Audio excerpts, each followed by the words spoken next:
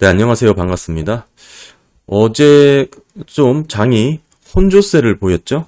나스닥은 1.78% 하락을 했고, 또 뭐라 그럴까요? 지금 금은 조금 오르고 있는 것 같고, 원유도 조금 하락하고 있고, 비트코인도 또 상승하는 분위기가 좀 이어지고, 지금은 주춤했고요.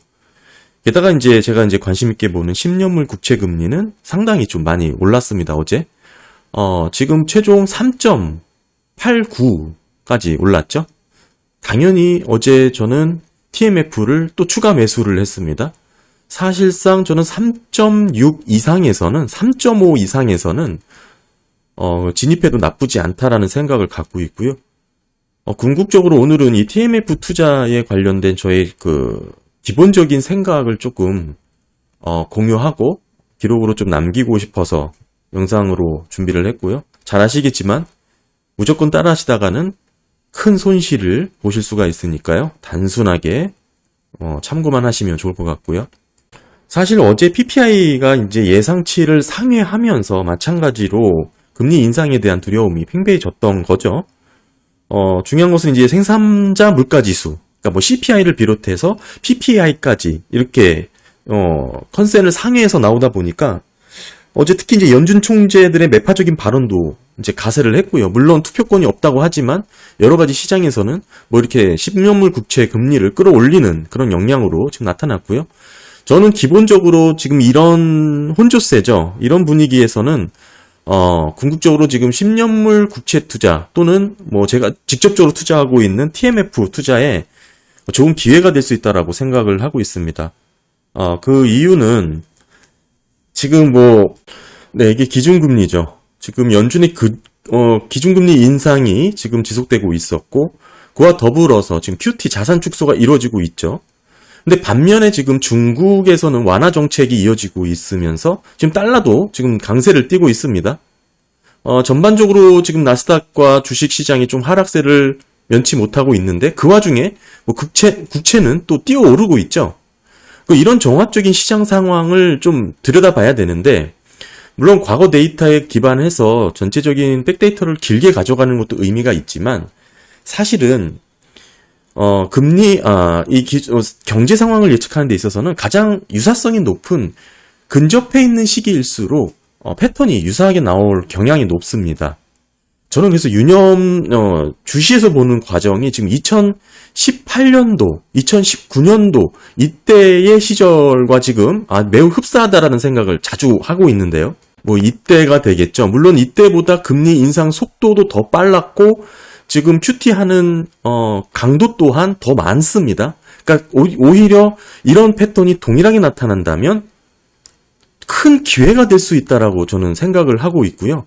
지금 거의 이런 시장 상황과 금리, 경제 상황을 주어지는 상황이 글쎄 이제 인생을 살면서 몇 번 있을까 싶을 정도로 저는 되게 기회 요인이다라고 지금 보고 있는 입장이거든요.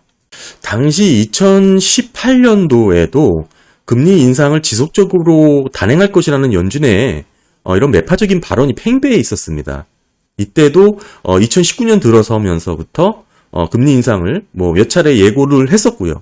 하지만 실제는 그렇게 진행되지 못했죠. 상당히 금융시장이 불안했고 그 불안한 흐름이 지금 모습과 매우 흡사하다라는 점을 주목을 해야 된다고 생각하는데요.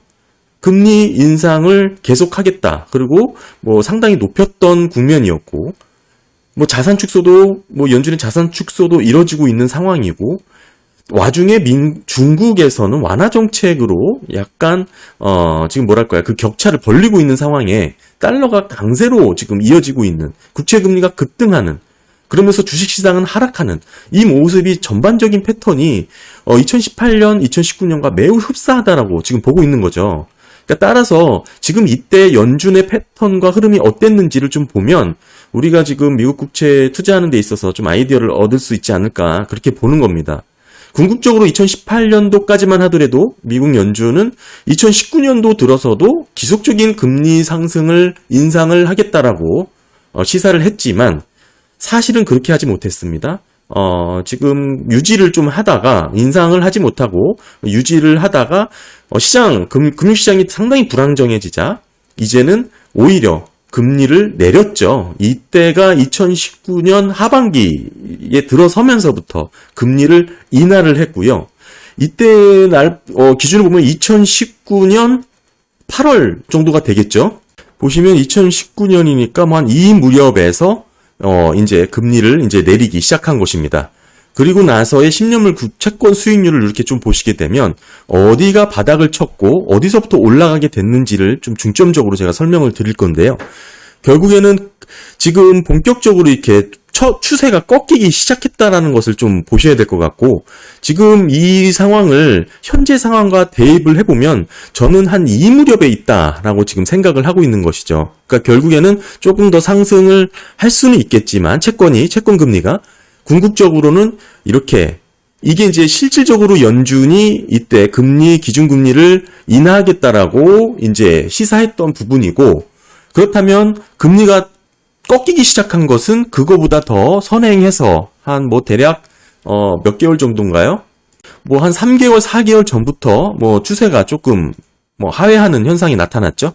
그렇게 쭉 떨어지다가 사실상 미국 연준이 자산 축소까지 시사를 하게 됩니다. 2019년에 들어서면서부터. 이 부분에 대해서 제가 드릴 말씀이 상당히 많은데, 이때 당시에는 자산 축소를 언급을 했고, 실제로는 8월달 부분에서 중단을 시작했는데, 중요한 것은 지금 우리가 양적 완화라 그래가지고 국채를 매입한다 생각할 수 있지만, 연준이 어떤 부분을 매입하는지를 잘 봐야 됩니다. 단순히 말만 하는지, 실제 국채 매입을 단행을 하는지, 단행을 하면 단기채인지 장기채인지 모기지채인지 어떤 것에 비중을 더 많은지를 따져봐야 되는 거예요. 그래서 무조건 양적 완화를 한다 그러면은 국채를 매입하겠다라고 받아들여서 그러면은 더 좋은 거 아니냐라고 생각하실 수가 있는데, 그렇지 않을 수 있다는 것이죠. 그러니까 좀 차분히 설명을 드리면, 네, 지금 연준의 기준금리입니다. 2018, 2019년 동결하다가 이제 인하 시점, 아까 말씀드린 2019년 8월 무렵이겠죠? 이제 인하를 하게 됩니다.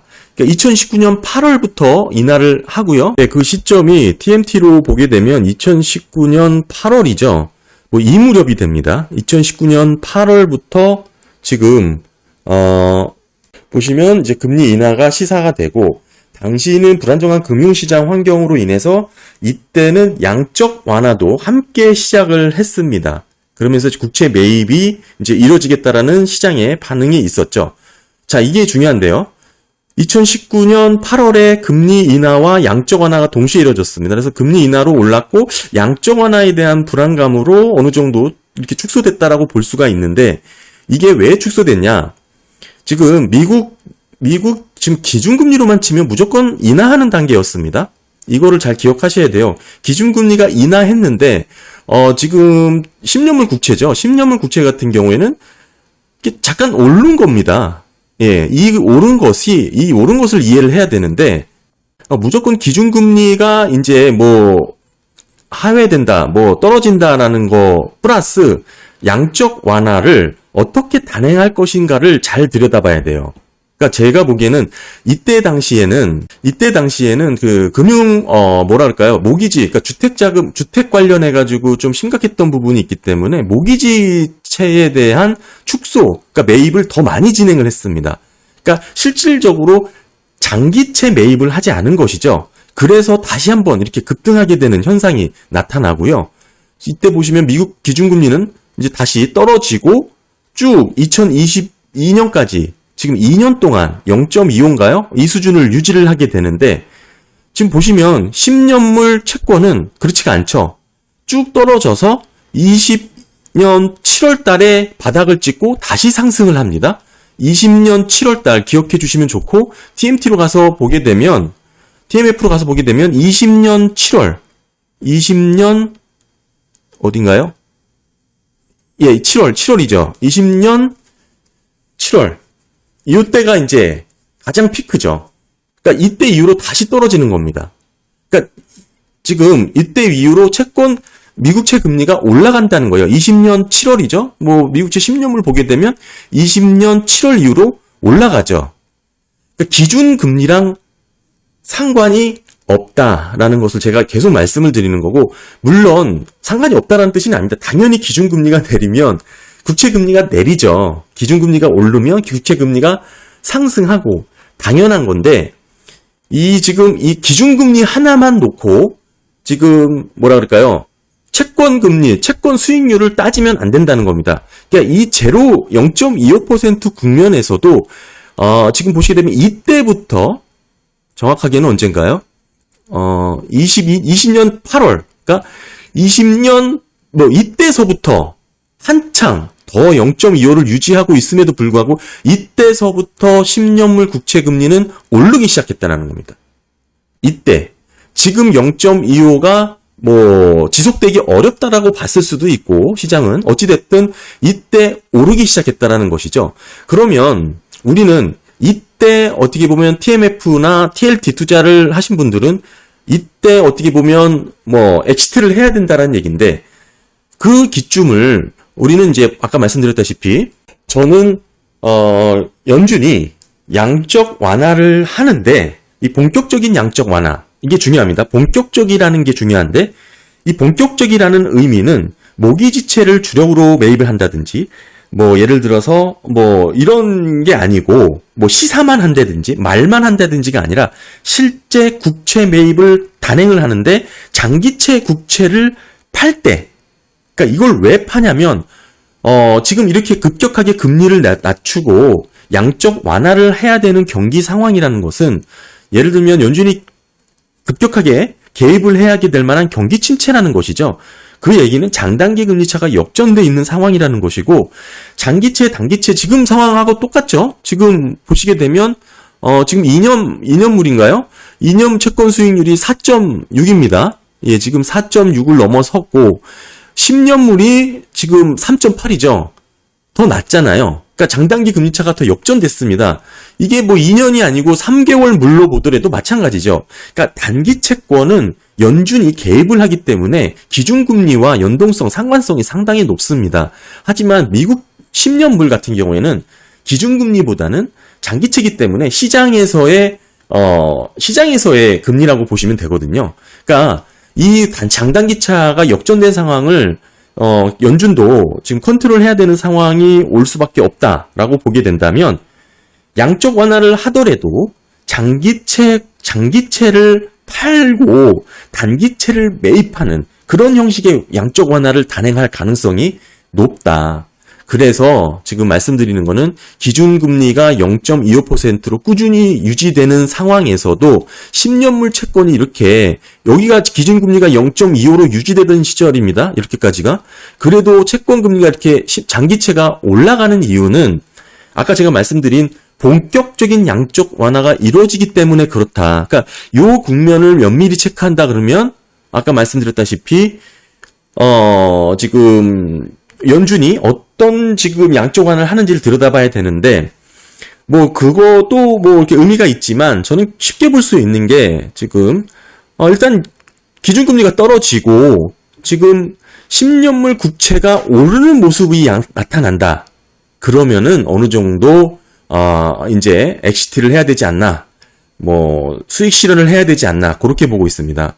지금 4.75에서 아무래도 지금 여러 가지 PPI라든지 CPI 지수 또 매파적인 발언 등을 감안하면 지금 2023년 상반기까지 5%가 아니고 5.25까지도 이렇게 높아질 가능성도 있죠. 그렇게 놓고 보면 10년물 채권 자체가 높아질 수가 있습니다.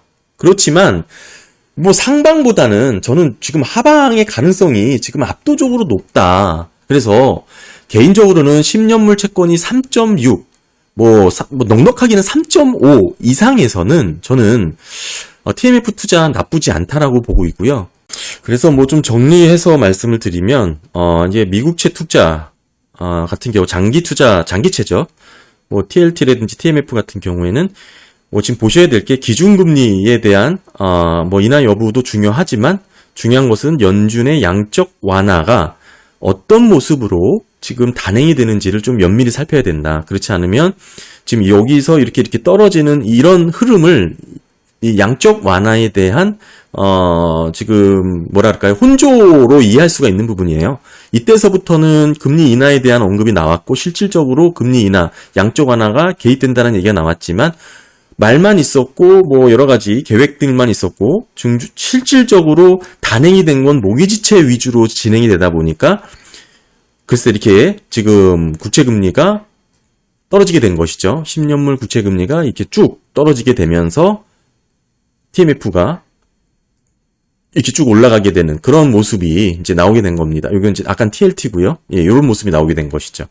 따라서 뭐 기준금리가 쭉 0.25로 유지되는 그런 상황에서도 중요한 것은 아까 말씀드린 대로 본격적인 양적 완화가 어떻게 이루어지는지, 장단기 금리 차를 어떻게 연준이 해결을 하는지를 좀 지켜봐야 된다. 그러면서 적정한 타이밍을 좀 잡는 게 필요하다라고 보시면 될 것 같고, 사실 지금은 뭐 이런 수익 실현에 대한 고민을 벌써 하냐 뭐 이럴 수도 있겠지만, 그만큼 저는 지금의 뭐랄까요, 상황이 상당히 매력적이고, 이것은 어찌 보면 이런 기회가 다시 한번 있을 수 있을까 싶을 정도의 그런 생각을 갖고 있다라는 입장을 좀 천명하기 위함입니다.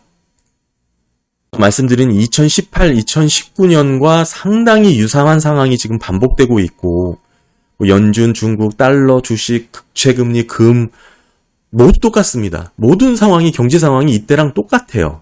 따라서 뭐 물론 강도와 속도만 빨라졌을 뿐입니다. 오히려 더 큰 기회와 그런 뭐랄까요, 뭐 물량으로 기회 포인트가 더 늘어났다라고 볼 수 있는 것이죠. 그래서 저는 요런 패턴에 지금 이 끝단에 서 있다, 지금 그렇게 볼 수가 있다고 생각을 하고요.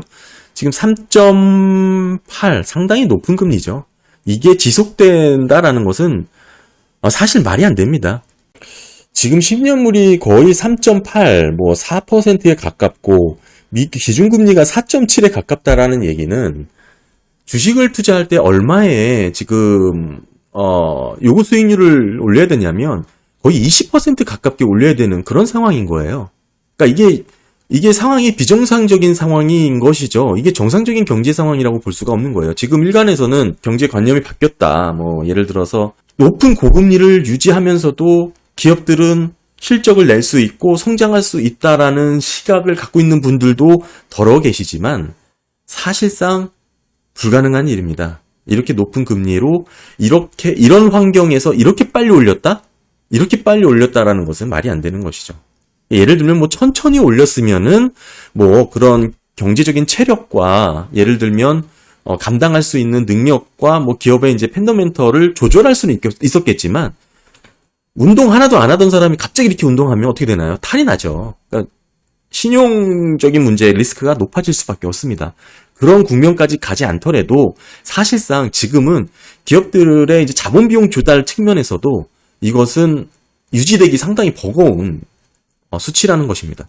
뭐 이런 부분에 대해서 얘기하면 한도 끝도 없기 때문에 일단은 여기서 좀 정리하고요. 일단 어제도 뭐 요지는 제가 또 매입을 했다. 왜냐? 3.7 이상이 됐기 때문에 또 매입을 했다. 뭐 이게 이제 핵심이 되겠죠. 그래서 지금 TMF가 지금 현재 7.9까지 떨어졌죠.